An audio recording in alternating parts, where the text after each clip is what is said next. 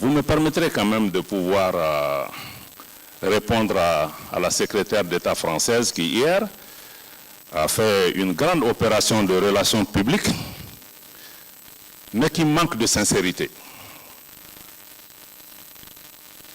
C'était politiquement correct à entendre, mais c'est très loin de la réalité. Je vais vous dire pourquoi. D'abord, je pense qu'elle a indiqué hier que le régime à Bamako se bat pour sa survie. Je crois qu'un régime qui a une telle assise populaire n'a pas à s'inquiéter pour sa survie. La survie pour laquelle le Mali se bat, c'est la survie du Mali en tant qu'État. En tant qu'État.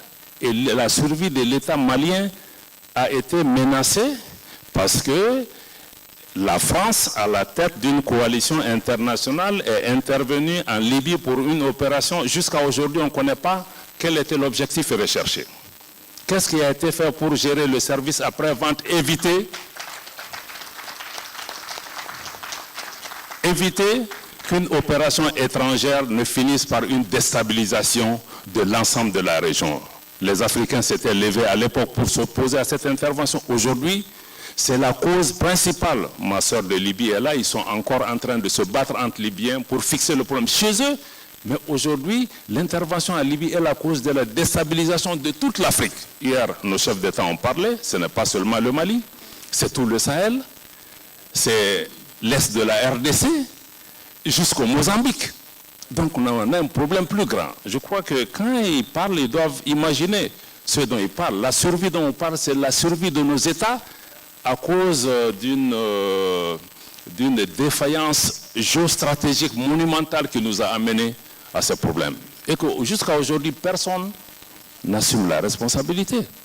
Est-ce qu'ils sont venus pour empêcher que la faillite de Bamako? Oui, nous le reconnaissons. Mais vous venez faire le pompier après avoir allumé le feu.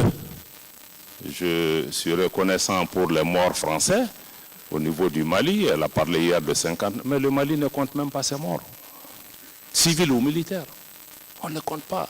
Combien de Sénégalais ou d'autres ont perdu la vie. Donc je crois que ça, c'est la cause principale de la déstabilisation. Elle dit aussi que la France se bat pour la souveraineté des pays africains et qu'elle n'entend pas se substituer aux armées africaines. Je vous donne un exemple. D'abord, la France se substitue aux armées africaines parce que quand la France est venue pour aider le Mali à libérer notre territoire en 2013, il y a 3 grandes régions dans le nord du Mali. On a libéré ensemble Gao, on a libéré ensemble Tombouctou, Kidal qui est la 3e région dans le nord du Mali.